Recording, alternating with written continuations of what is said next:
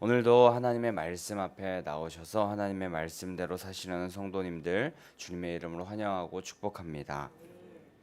오늘도 우리를 향한 하나님의 뜻을 말씀 가운데서 발견하시고 말씀 속에 거하시며 또 역사하시는 그 하나님을 이 새벽에 만나는 성도님들 되시기를 소망합니다. 오늘도 이제 이번 한 주간 우리로 하여금 맡겨주신 하나님의 사명이 있을 텐데 그 하나님의 사명 주님과 함께 잘 감당하길 원하시는 그 하나님의 뜻을 헤아려서 각자의 삶의 자리에서 사명 잘 감당케 되시는 성도님들 되시기를 주님의 이름으로 축복합니다. 오늘은 이제 솔로몬이 왕권을 이제 든든히 하기 위해서 여러 가지 일을 행하고 또한 하나님께 일천번제를 드린 후에 하나님의 지혜를 얻고 공정한 판결을 내릴 줄 아는 그런 솔로몬이 되었습니다. 그리고 이제 솔로몬이 해야 할 일이 하나 남았는데요. 바로 성전을 건축하는 일이었습니다. 역대상 22장 그리고 우리가 보았던 이전에 사무엘 말씀에 보면은 다윗이 여호와 하나님을 위하여서 성전을 건축하려는 마음이 있었습니다. 그런데 그 다윗이 전쟁을 많이 하고 또 피를 심히 많이 흘렸고 전쟁을 하여서 성전을 너는 건축하지 못하고 이후에 너의 아들이 성전을 건축하게 될 것이다 라고 그렇게 하나님께서 말씀하셨습니다. 주만나 큐티 책에 보게 되면 오늘 본문의 제목, 오늘 본문이 쓰여진 그 큐티의 제목을 보게 되면 시대적 사명을 분별하라 라는 그런 제목이 달려 있습니다. 솔로몬이 왕이 되었고 왕권도 꽤나 안정되었기 때문에 다른 것을 생각하지 않고 그냥 이 안정된 왕권을 계속하여서 유지하는 그런 일을 했어도 되었고 또 안정, 평안만을 추구하는 것 그것도 누가 뭐라고 할 일이 아니었겠지만 지금 솔로몬은 자신이 해야 할 일, 하나님께서 맡기신 일이 하나 더 있다는 것을 깨닫고 자신의 때에 이루고자 하시는 그 하나님의 사명을 지체 없이 감당하려고 하였습니다. 우리에게도 하나님께서 분명히 우리의 때 그리고 우리가 살고 있는 이 시대 가운데 우리가 해야 할 일이 반드시 하나님께서는 맡겨주시고 하나님께서 해야 할 일을 우리에게 주셨음을 우리는 기억하면서 지금 이 시간 반드시 행하여야 할 하나님의 사명을 감당하는 우리들이 되겠다는 결단을 하나님께 올려드리기를 소망합니다. 우린 솔로몬과 같이 우리의 때에 명받은 그 시대적인 또 지역적인 여러 가지 사명을 잘 분별하면서 우리가 등 따시고 또 배부르면서 그렇게 우리의 배를 불리면서 살아가는 그 삶이 중요한 것이 아니라 그래서 사명을 소홀히 하는 것이 아니라 사명을 잘 감당하고 하나님의 뜻을 헤아려 그 뜻대로 잘 수행하는 우리들이 되는 것이 가장 축복된 인생이라는 것을 기억하며 하나님의 뜻 잘 헤아려 그 뜻대로 나아가는 성도님들 되시기를 소망합니다. 오늘 이제 본문을 함께 보게 될 텐데 오늘 본문 1절에 그 시대적인 사명 성전 건축에 도움을 줄 한 인물이 등장합니다. 바로 히람이라는 인물인데요. 여기서 등장한 이 히람은 특이하게도 두로 지역의 왕이었습니다. 두로는 이스라엘 북쪽에 있던 항구 도시 베니게라는 곳의 수도였다고 하는데 그 지역 두로 지역의 왕이었던 것입니다. 그런데 그 히람이 솔로몬이 왕이 되었다는 소식을 듣고 이제 그 축하 사절단을 솔로몬에게 보내준 겁니다.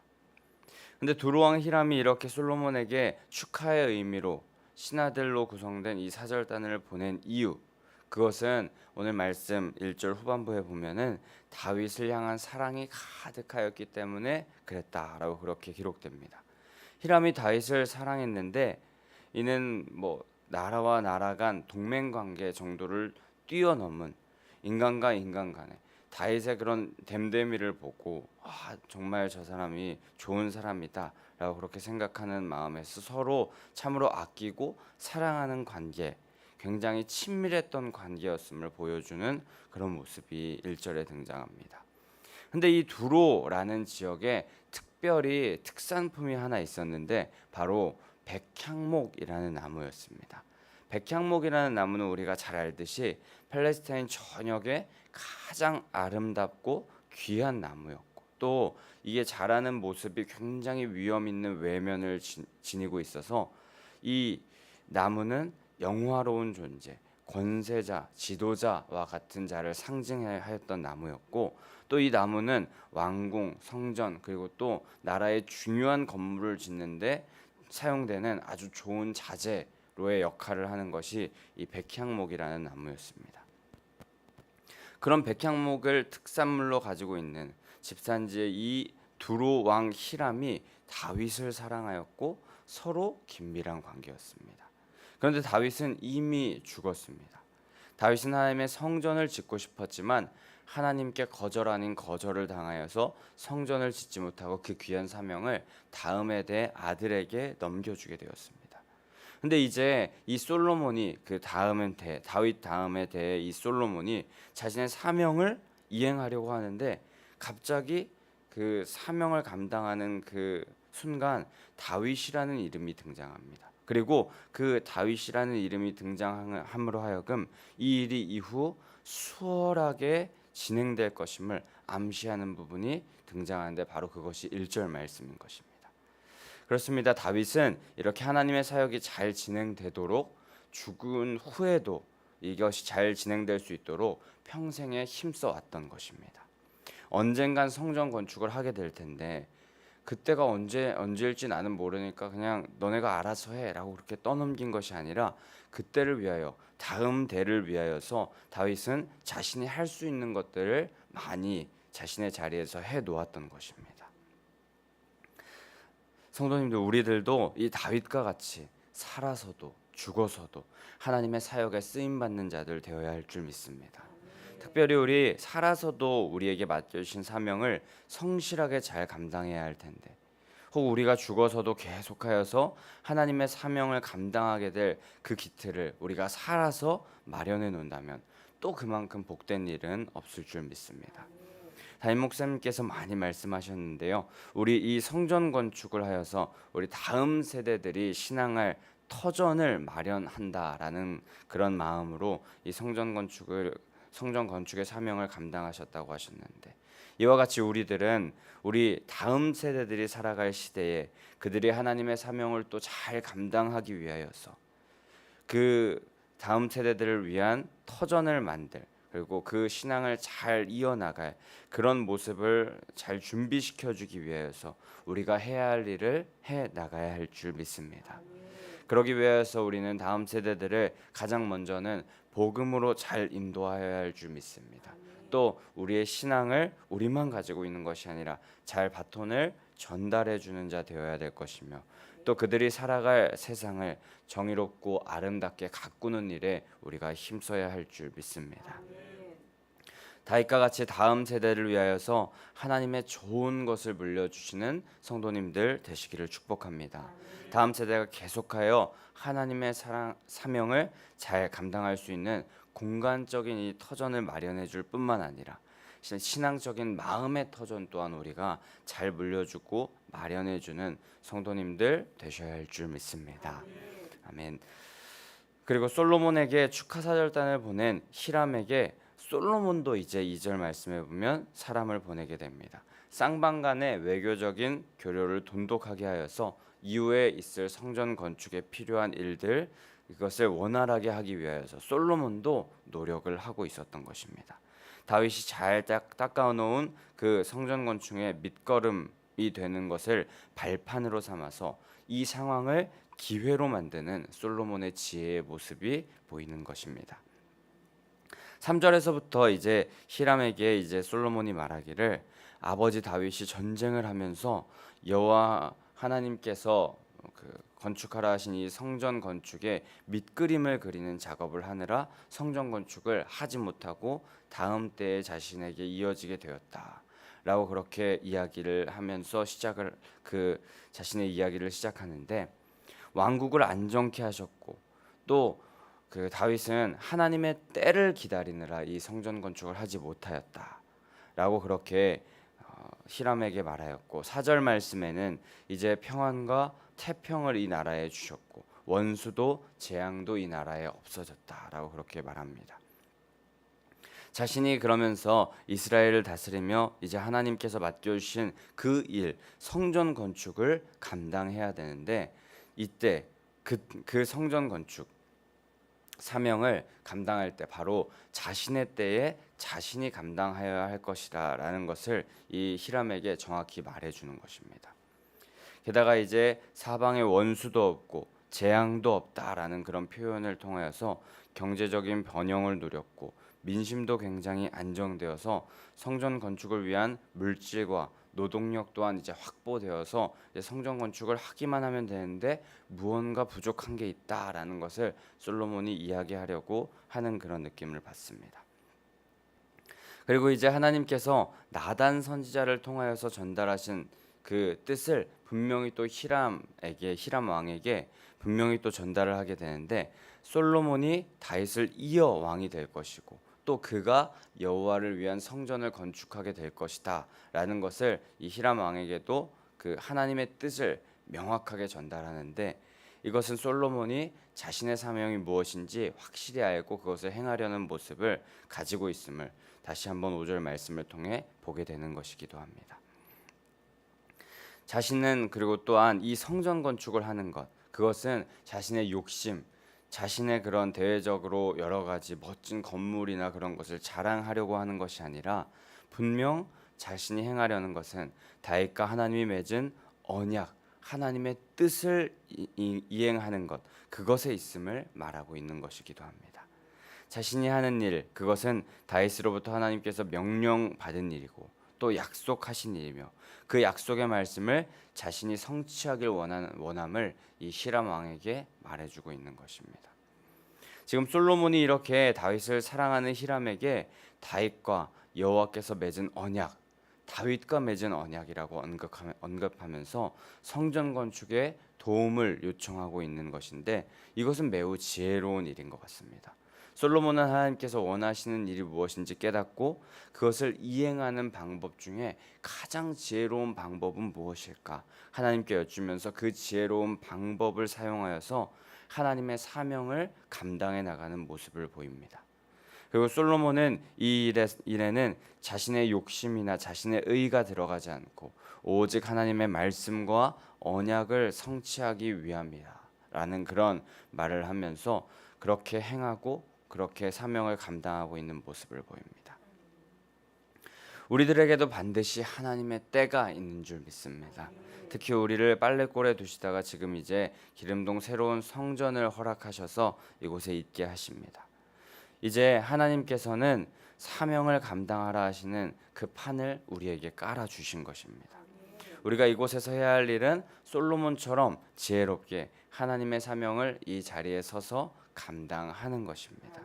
우리에게 주어진 이 기회를 우리는 선용해야 할 줄 믿습니다.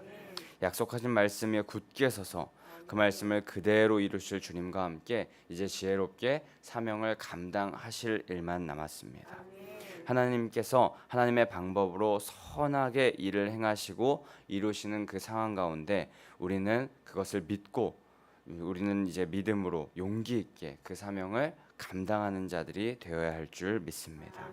일을 행하시는 여호와, 그것을 만들며 성취하시는 여호와, 그의 이름을 여호와라 하시는 이가 이와 같이 이르시도다. 너는 내게 부르짖으라 내가 내게 응답하겠고 내가 알지 못하는 크고 은밀한 일을 내게 보이리라. 라고 이렇게 예레미야 33장 2절 3절에서 말씀하시는데요.